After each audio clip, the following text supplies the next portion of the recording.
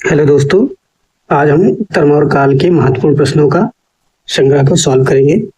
तो आइए चलिए सॉल्व करते हैं। सबसे पहले क्वेश्चन है, संगम कालीन साहित्य में कौन को मन्नन किसके लिए प्रयुक्त होते थे? तो आपके चार ऑप्शन, प्रधानमंत्री, राजस्व मंत्री, सेना अधिकारी, राजा। तो इसका ऑप्शन हो जाएगा सही ऑप्शन डी वाला। तो कौन हो गया? राजा। राजा को क्या बोला जाता है? कौन, कुन्ना, मन्नान। आइए हम लोग जानते हैं संगम कालीन और जो जैसे युवराज हो गया, युवराज के लिए क्या बोला जाता था? युवराज के लिए कोमहन। ठीक, युवराज के लिए कोमहन बोला जाता था। सेनापति जो होता था, सेनाधिकारी जो होता है, एनाड़ी की उपाधि लेता था। किसकी? एनाड़ी की उपाधि धारण करता था। ठीक, और कौन था? जो मंत्री लोग थे, मंत्री लोग को क्या बोला जाता था?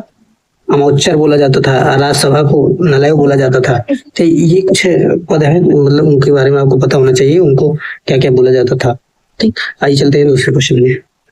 हमारा दूसरा क्वेश्चन है, तृतीय संगम हुआ था। तृतीय संगम कब हुआ था, मतलब कहाँ हुआ था? तृतीय संगम मदुरई में हुआ था। ठीक, तो आइए हम लोग संगम, जो संगम हुए थे, सारे संगम के बारे में अध्ययन कर लेते हैं। तीनों संगम कहाँ कहाँ हुए थे। तो जैसे जो फर्स्ट वाला जो संगम था, कहाँ हुआ था? मदुरई में।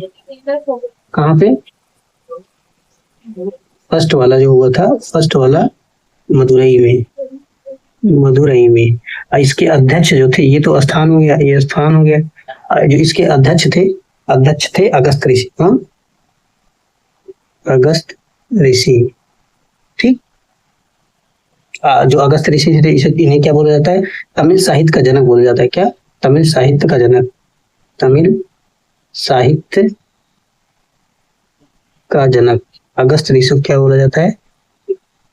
जनक, तमिल साहित्य का जनक। ठीक, और दूसरा वाला जो संगम साहित्य हुआ था, सेकंड वाला, ये कहाँ हुआ था? कपाटपुरम में हुआ था। ठीक, कपाटपुरम। इसके जो अध्यक्ष थे, देखिए अगस्त ऋषि मतलब बैठा बैठा बुलाए थे, लेकिन अध्यक्षता जो था अगस्त ऋषि के जो 12 योग्य शिष्यों में एक उनके सबसे प्रिय शिष्य थे तोलकप्पियार।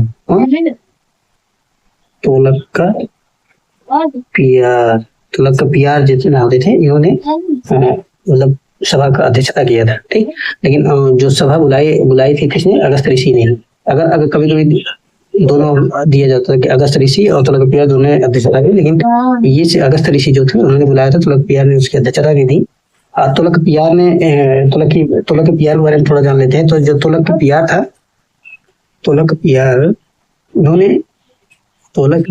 जो थे, इन्होंने एक रचना लिखी थी जो फेमस है इनकी, तोलकप्पियम।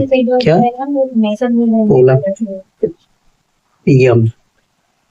तोलकप्पियम क्या है? ये एक प्रकार की व्याकरण ग्रंथ है। क्या है?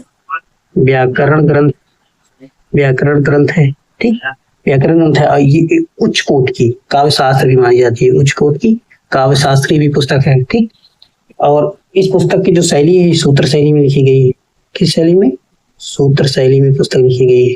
तो आप लोग याद रखिएगा तोलकप्पियम के बारे में। ठीक, जो कि तोलकप्पियार ने लिखा था। ये द्वितीय संगम का अध्यक्षता किए थे। ठीक, अब आते हैं तीसरे संगम के अध्यक्षता, जो थर्ड वाली संगम थे, उसकी अध्यक्षता जो अध्यक्षता किया था नकियार ने किया था। नक्कीरर। तृतीय संगम की अध्यक्षता नकियार ने किया था। 21 स्थान किया था मदुरई में। ठीक, तो आप लोग याद रखिएगा तृतीय वाले संगम के अध्यक्षता है नक्कीरर ने किया था। स्थान कौन सा? मदुरई था। ठीक, तो आते हैं नेक्स्ट क्वेश्चन पे। नेक्स्ट क्वेश्चन है हमारा, संगम युग में उरैयूर किस लिए विख्यात था? उरैयूर किस लिए विख्यात था? तो कपास के व्यापार के लिए महत्वपूर्ण केंद्र था। उरैयूर जो है संगम काल में चोलों की राजधानी थी। ठीक, चोलों की राजधानी जो 9वीं शताब्दी में आते हैं, वहां हमको चोलों की राजधानी जो है तंजौर मिलती है। ठीक, और तंजौर में मिलती है, उसके बाद में हमको साक्ष्य मिलता है चोलों की राजधानी का।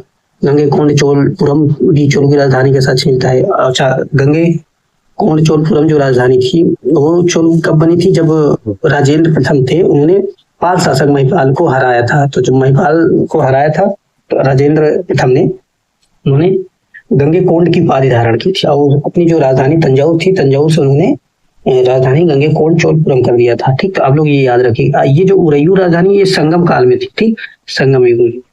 किसमें? संगम युग में। ये संगम युगीन राजधानी है, संगम युगीन राजधानी। ठीक, तो आप लोग याद रखिएगा। उरैयूर की हमको उरैयूर का विवरण कहाँ मिलता है? पेरिप्लस ऑफ दी इल्थ्रियस जो बुक है वहां से हमको इसका विवरण मिलता है। आते हैं नेक्स्ट क्वेश्चन पे। नेक्स्ट क्वेश्चन है सूची, दो सूची दिया है, इसमें मिलान करना है और हमको कौन सा आंसर निकालना है। ठीक, तो पहली पुस्तक है तिरुकुवर तोलकप्पियम शिल्पाधिकारम मणिमेखले। इधर सूची 2 में दिया है प्रेम कथा, दर्शन, वणिक कथा, व्याकरण। ठीक, और आपको इसमें मिलान करना है। आप छोटा कर देते हैं तो आप लोग बताइए आंसर इसका क्या होगा। ठीक, चलिए हम बताते हैं, व्याख्या करते हैं। जो तिरुकुरल है, तिरुकुरल जो है दर्शन और नीति शास्त्र की पुस्तक है। किसकी? नीति शास्त्र की पुस्तक है। नीति शास्त्र की पुस्तक है, दर्शन और नीति शास्त्र की पुस्तक है। ये जो तिरुकुरल है ये तमिल मतलब तमिल भाषा की काव्य रचना है। किसमें? तमिल भाषा की। तमिल भाषा में काव्य रचना है। इसके जो रचयिता है तिरुकुरल का, इसके रचयिता हैं तिरुवल्लुवर। ठीक, तिरुवल्लुवर। ठीक, तो ये 3 फैक्ट हैं जो आप याद रखिएगा तिरुकुरल के बारे में। तो इसके लेखक कौन है? तिरुवल्लुवर है, और ये तमिल भाषा में लिखा गया है, और दर्शन और नीति शास्त्री पुस्तक है। ठीक, और जो अब आते हैं दूसरी जो पुस्तक है तोलकप्पियम जो है ये व्याकरण की पुस्तक है। इससे पहले हम आपको तोलकप्पियम के बारे में बताए थे, जो स्तुति संगम का अध्यक्षता किए थे, अगस्त ऋषि के शिष्य थे। ठीक, तो अब आते हैं तीसरे में शिल्पाधिकारम जो है एक प्रकार की प्रेम कथा है। ठीक, इसके जो लेखक हैं, इसके लेखक जो हैं इलंगो आडिगल। ठीक, इलंगो आडिगल इसके मतलब लेखक हैं। अच्छा, इलंगो आडिगल कौन है? इलंगो आडिगल जो है चोल जो राजा थे करिकाल, उनके पौत्र थे। किसके? करिकाल के पौत्र थे।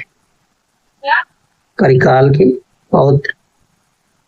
ठीक, करिकाल के पौत्र थे, और इनकी जो रचना है शिल्पाधिकारम ये एक प्रकार की प्रेम कथा है। अच्छा, सबसे बड़ी महत्वपूर्ण बात ये है कि जो ये प्रेम कथा है ये कहाँ का है? तो ये जो है कावेरी पट्टनम नामक स्थान है, वहां के एक धनाढ़ व्यापारी था, और वो व्यापारी का जो पुत्र था कोलन और उसकी पत्नी कन्नागी का दुखंत और मार्मिक प्रेम कथा का वर्णन आपको शिल्पाधिकारम में देखने को मिलता है।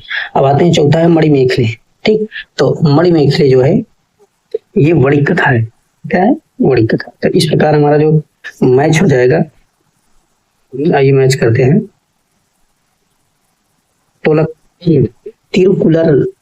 तिरुकुरल ये क्या है? दर्शन, पहला दूसरा। ठीक, अब आते हैं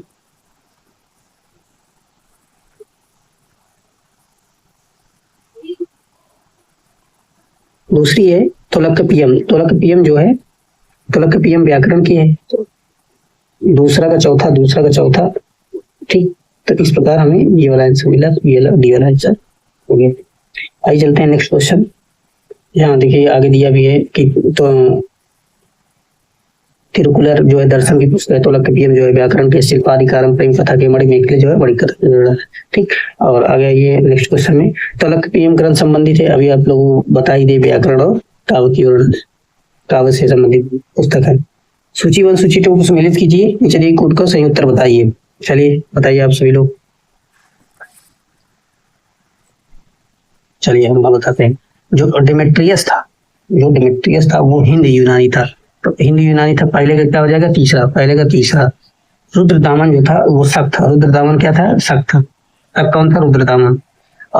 गुंडो फर्नीस कौन था? गुंडो फर्नीस जो था पहला था। क्या? पहला। अभिम था उपशाण। इस प्रकार हमारा आंसर हो जाएगा सी। ठीक, आते हैं नेक्स्ट क्वेश्चन।